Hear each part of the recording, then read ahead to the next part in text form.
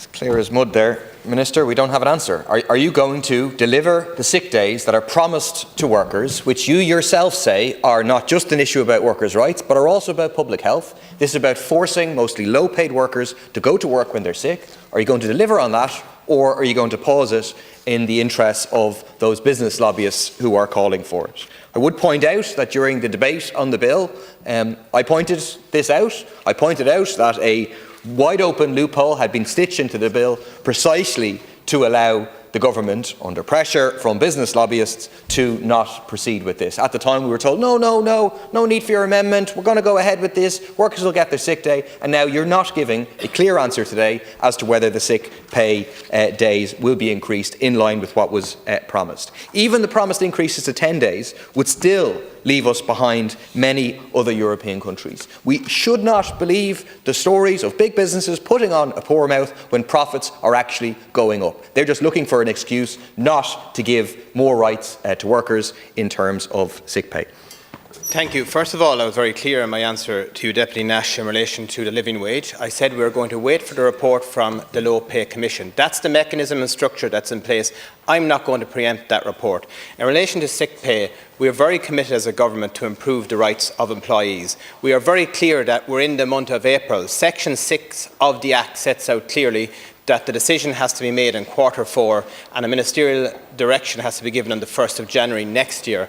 I make all my policy decisions based on evidence, and I will look through the year to see how the economy is progressing and how the reforms that have been made continues to be progressed. And I am proud as a government that introduced parental leave, that introduced sick pay, that increased the minimum wage by 46% from 2015, that put forward second stage bill last night on auto-enrolment to protect the future of workers and to protect the most low paid in our economy.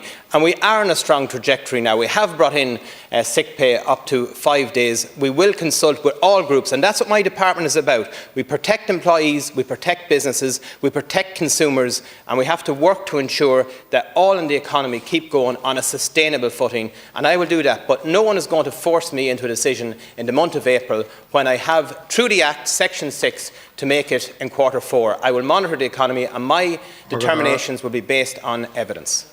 Dr. Murphy.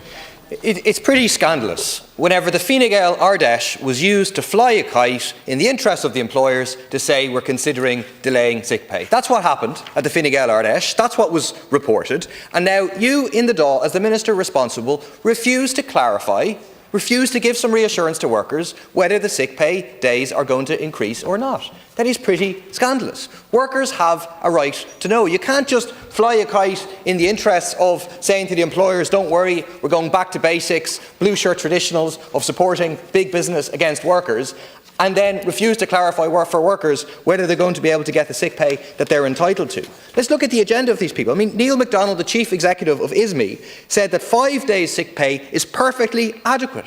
Perfectly adequate for who? Not for a seriously ill worker, not even for an average worker. If you get COVID, you're required by the HSE to self-isolate for a minimum of 5 days. All your annual sick leave gone in one go, and therefore the next time forced to go to work even though you're sick. Workers need reassurance. You should be able to answer the question clearly today. We intend to go ahead with sick leave increases. However, it appears that you're not willing to do that. Dr. O'Reilly. Thank you, Cahill. But firstly, I won't take any lectures from the opposition about protecting workers.